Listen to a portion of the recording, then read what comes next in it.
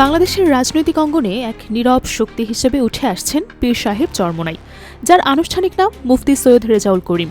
তার সাম্প্রতিক রাজনৈতিক চাল এবং প্রকাশ্য মন্তব্যগুলো দেশের রাজনৈতিক বাতাবরণে এক নতুন ঢেউ তুলেছে, যা দেশের ভবিষ্যৎ রাজনৈতিক সমীকরণকে গভীরভাবে প্রভাবিত করার ক্ষমতা রাখে। তাকে অনেকেই এখন কেবল একজন ধর্মীয় নেতা হিসেবেই দেখছেন না, বরং একজন স্মার্ট, যোগ্য এবং সুপার পলিটিশিয়ান হিসেবেও আখ্যায়িত করছেন। তার নেতৃত্বাধীন ইসলামী আন্দোলন বাংলাদেশের রাজনৈতিক পরিশুদ্ধ এবং পরিশীলিত হিসেবে বর্ণনা করা হচ্ছে, যা প্রচলিত রাজনৈতিক ধারার একটা ভিন্ন মাত্রা যোগ করেছে। পীর সাহেবের চরমোনাইয়ের রাজনীতি বিশেষত তার নিজস্ব ঘরানার, যা স্মার্ট এবং স্পেশালাইজড বলা চলে। তিনি জানেন কখন কোন রাজনৈতিক দলকে ডলা দিতে হবে, কখন খোঁচা দিতে হবে, আবার কখন পৃষ্ঠ করতে হবে। এই যে জটিল এবং সূক্ষ্ম রাজনীতি বর্তমানে চরমোনাইয়ের চেয়ে ভালো আর কেউ করতে পারছে বলে মনে হয় না। অন্যদিকে দেশের বৃহত্তম ইসলামী রাজনৈতিক দল জামায়াতে ইসলামীর মতো দলগুলোর ক্ষেত্রে তাদের কর্মপরিধি এবং বাক স্বাধীনতার ক্ষেত্রে এক ধরনের সীমাবদ্ধতা কাজ করে। তারা চাইলেও অনেক কথা সরাসরি বলতে পারে না, বা এক ধরনের সীমাবদ্ধতা থেকেই যায়, অনেক পদক্ষেপ নিতে পারে না, কারণ তাদের কাছে মূল লক্ষ্য থাকে ক্ষমতায় যাওয়া, এবং এই লক্ষ্যের কারণে তাদের প্রতিটি কথা হিসাব করে বলতে হয়। কিন্তু চরমোনাইয়ের রাজনীতিতে এই ধরনের বাধ্যবাধকতা বা সীমাবদ্ধতা নেই, যেহেতু তারা নিজেদের এখনও সর্বপ্রিয় বা প্রধান ক্ষমতায় আসার মতো দল হিসেবে প্রতিষ্ঠা করেননি। তাই তারা অনেক বিষয়েই খোলামেলাভাবে কথা বলতে পারেন, যা হয়তো তাদের তাৎক্ষণিকভাবে বাস্তবায়ন করতে হবে না। এই অবস্থান থেকেই পীর সাহেব চরমোনাই তার সর্বোচ্চ স্মার্ট পলিটিক্স চালিয়ে যাচ্ছেন। এই জননেতা মুফতি সৈয়দ রেজাউল করিম সম্প্রতি বিএনপির একটি গুরুত্বপূর্ণ গোমর ফাঁস করে দিয়েছেন, যা দেশের রাজনৈতিক মহলে তীব্র আলোচনার জন্ম দিয়েছে। তার এই বিস্ফোরক মন্তব্যের আগে তার ব্যক্তিগত চরিত্র সম্পর্কে কিছু কথা বলা আবশ্যক।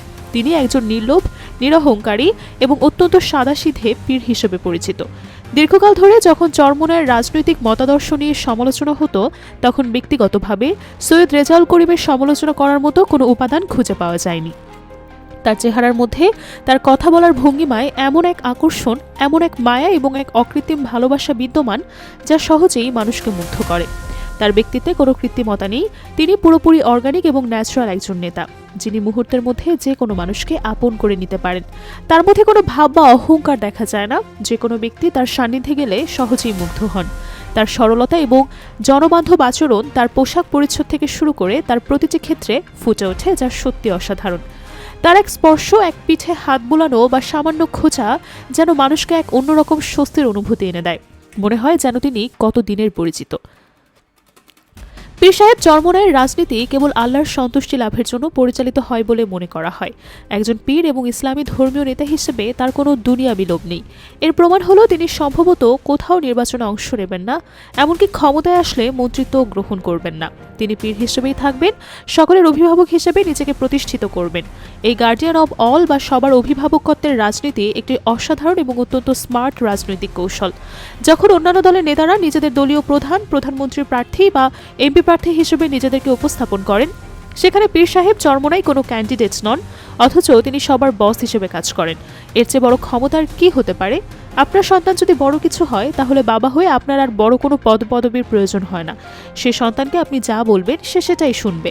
পীর সাহেব চরমোনাই ঠিক এই প্রকৃত অভিভাবক সুলভ রাজনীতিই করে আসছেন। এই নিরহংকার জননেতার উপর যখন কারো নজর পড়ে, তখন বুঝতে হবে তার খবর আছে। একইভাবে যদি তিনি কারো উপর বদদোয়া দেন, তাহলে তার পরিণতি ভিন্ন হতে পারে। সাম্প্রতিক সময়ে পীর সাহেব চরমোনাইয়ের নজর পড়েছে বিএনপির দিকে, আর যখন বিএনপির দিকে তার নজর পড়েছে, তখন নিঃসন্দেহে বিএনপির খবর আছে। দর্শক, পীর সাহেব চরমোনাই সম্প্রতি এমন এক চাঞ্চল্যকর তথ্য ফাঁস করেছেন, যা দেশের রাজনৈতিক দৃশ্যপটকে নতুন করে ব্যাখ্যা করতে সাহায্য করবে।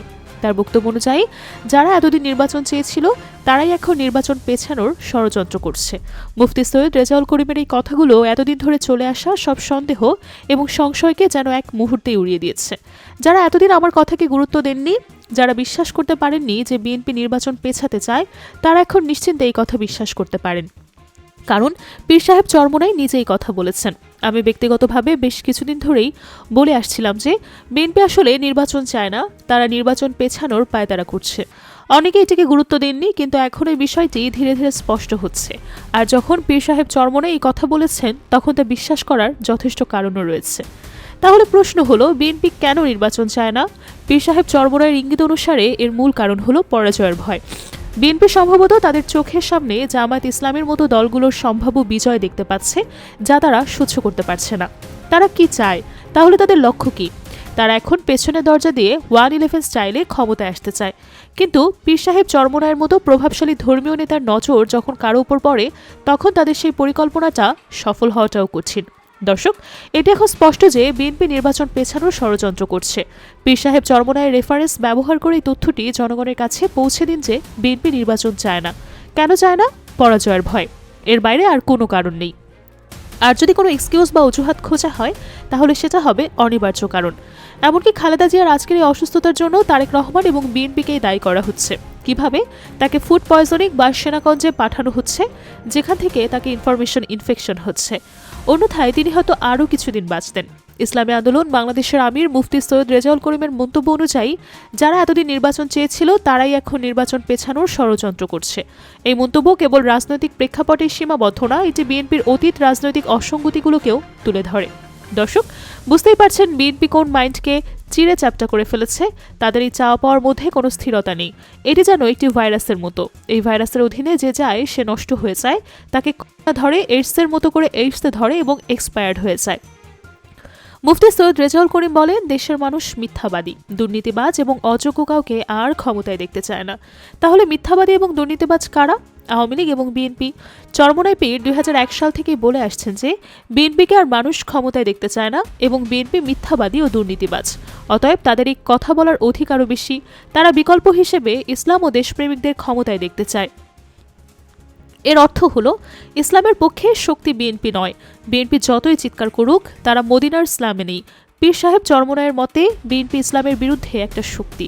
আর যখন পীর সাহেব চরমোনাইরা বলবেন যে বিএনপি ইসলামের বিরুদ্ধে শক্তি, তখন কুশমিনকালেও ইসলামপন্থীরা বা ভালো মুসলমানরা বিএনপিকে ভোট দেবে না। এই মন্তব্যটি বিএনপির রাজনৈতিক ভবিষ্যতের জন্য একটা বড় হুমকি। কারণ বাংলাদেশের রাজনীতিতে ইসলামপন্থী ভোট ব্যাংক একটি গুরুত্বপূর্ণ অংশ। পীর সাহেব চরমোনাইয়ের এই ধরনের ঘোষণা সরাসরি ভোট ব্যাংককে প্রভাবিত করবে এবং বিএনপিকে আরও প্রান্তিক করে তুলতে পারে। এটি কেবল একটি দলের বিরুদ্ধে একটা অভিযোগ নয়, বরং দেশের সামাজিক ও ধর্মীয় মূল্যবোধের সঙ্গে তাদের বিচ্ছিন্নতা প্রমাণের একটা কৌশল।